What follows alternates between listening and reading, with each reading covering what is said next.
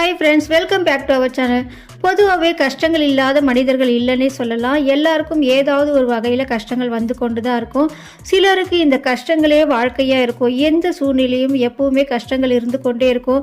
இதில் நம்ம எப்படி தான் இந்த கஷ்டத்துலேருந்து தப்பிப்போம், அதுக்கு ஏதாவது வழி கிடைக்காதா அப்படின்ற மாதிரி ரொம்பவே புலம்பி தவிப்பாங்க. அவங்க தனியாக இருக்கிற மாதிரி ஃபீல் பண்ணி நமக்கு ஆறுதலுக்கு கூட யாருமே இல்லை அப்படின்ற மாதிரி ரொம்பவே ஏக்கத்தோடு இருப்பாங்க. கஷ்டங்கள் இல்லைனாலும் வாழ்க்கை வெறுத்து போயிடும். அவ்வளவு ஏன் கடவுளுக்கு கூட கஷ்டங்களும் இக்கட்டான சூழ்நிலைகளும் ஏற்பட்டிருக்கு.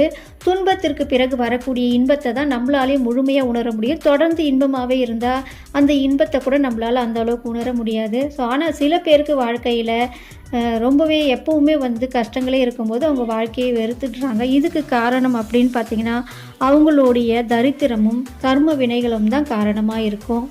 இது மாதிரி எல்லா கஷ்டங்களுக்கும் ஒரு தீர்வாக தான் நம்ம இன்றைக்கி பதிவில் பார்க்க போகிறோம். இந்த 2 இலைகள் வீட்டிற்கு வந்தாவே போதும், நம்மளுடைய தரித்திரம், தோஷம், வறுமை என எல்லா கஷ்டங்களும் அனைத்தும் தலை தெரித்து ஓடும். தரித்திரத்தை கஷ்டங்களெல்லாம் தீர்க்கக்கூடிய செடி ஒன்று அம்மான் பச்சரிசி. இந்த அம்மான் பச்சரிசி செடி பொதுவாகவே ஈரமான உள்ள இடங்களெல்லாம் நன்கு வளர்ந்துருக்கும். இந்த மழை காலத்துலலாம் பார்த்திங்கன்னா நிறைய இடங்களில் இந்த செடி வளர்ந்து காணப்படும். இந்த இலை அல்லது நீங்கள் செடியை கிள்னிங்கன்னா ஒரு மாதிரி பால் மாதிரி கசியும். இந்த செடியை சித்த மருத்துவம் மற்றும் ஆயுர்வேத மருத்துவத்துலலாம் இந்த இலை பயன்படுத்துகிறாங்க. நகர்ப்புறங்களில் இருக்கவங்களுக்குலாம் இந்த செடியை பற்றி தெரிஞ்சிருக்கிறதுக்கு அந்த அளவுக்கு வாய்ப்பு இல்லை. இந்த செடியை மருத்துவத்தில் மட்டும் பயன்படுத்தலைங்க, ஆன்மீகத்திலும் பயன்படுத்தப்படுகிறது. இதற்கு வெள்ளி பஸ்பம் என்ற பெயரும் உண்டு. இந்த செடியை வேரோடு நம்ம பறிக்கக்கூடாது. அதனால் இதில் இருக்கும் இலைகளை மட்டும் நம்ம பறித்து எடுத்துக்கலாம். இந்த இலையை பறிக்கும்போது நம்ம குலதெய்வத்தை வேண்டி நினச்சி பறிச்சுக்கோங்க. 2வது செடி குப்பைமேனி. இந்த குப்பைமேனி செடியை தெரியாதவங்களே இல்லைன்னு சொல்லலாம். நிறைய பேருக்கு எல்லாருக்குமே இந்த குப்பைமேனி செடியை பற்றி தெரிஞ்சிருக்கும். இந்த குப்பைமேனி செடியும் மருத்துவத்தில் பயன்படுத்தப்படுகிறது. அதே சமயம் இந்த செடி தாந்திரிகத்திற்கும் நம்ம முன்னோர்கள் பயன்படுத்தி வந்திருக்காங்க. வீட்டில் அல்லது தொழில் செய்யும் இடத்துலலாம் இந்த குப்பைமேனி செடி இருந்தால் அங்கே லக்ஷ்மி கடாட்சம் பெருக்கி கொடுக்கும் அப்படின்னு சொல்லப்பட்டிருக்கு. அதனால் இந்த குப்பைமேனி செடியும் நம்ம வேரோடு பிடுங்காமல் அதனுடைய ஒரே ஒரு கிளையை மேலே அந்த இலைகளோட அந்த கிளையை மட்டும் பறித்து எடுத்துக்கலாம்.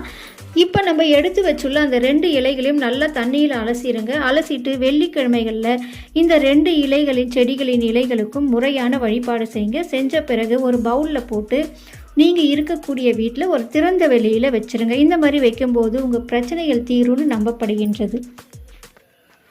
இது சக்தி வாய்ந்த தாந்திரிக பரிகாரம். இந்த இலை வாடியதும் 15 நாட்களுக்கு ஒரு முறை இதை நம்ம மாற்றி வச்சுருங்க. தொடர்ந்து இந்த இலை உங்கள் வீட்டில் 48 நாட்கள் வரை இருக்கணும். இந்த பரிகாரத்தை நீங்கள் நம்பிக்கையோடு செஞ்சு பாருங்கள். நம்பிக்கையோடு செஞ்சுட்டு வந்தாவே பல நாட்களாக தீராத நோய், தீராத மன கஷ்டம், நவகிரக தோஷங்கள், கடன் தொல்லை, மாங்கல்ய தடை என எத்தனை பிரச்சனைகள் இருந்தாலும் தீர்ந்துவிடும். நம்பிக்கையோடு செய்யுங்க, கண்டிப்பாக பலன் கிடைக்கும். ஸோ இந்த பதிவு உங்களுக்கு பயனுள்ளதாக இருக்கும்னு நினைக்கிறேன். இந்த வீடியோ பிடிச்சிருந்தா வீடியோக்கு ஒரு லைக் கொடுத்துக்கோங்க, உங்கள் ஃப்ரெண்ட்ஸ் ரிலேட்டிவ்க்கும் ஷேர் பண்ணிக்கோங்க. நம்ம சேனல் இன்னும் சப்ஸ்கிரைப் பண்ணலைன்னா மறக்காமல் சப்ஸ்கிரைப் பண்ணி சப்போர்ட் பண்ணுங்கள். Okay friends, thank you.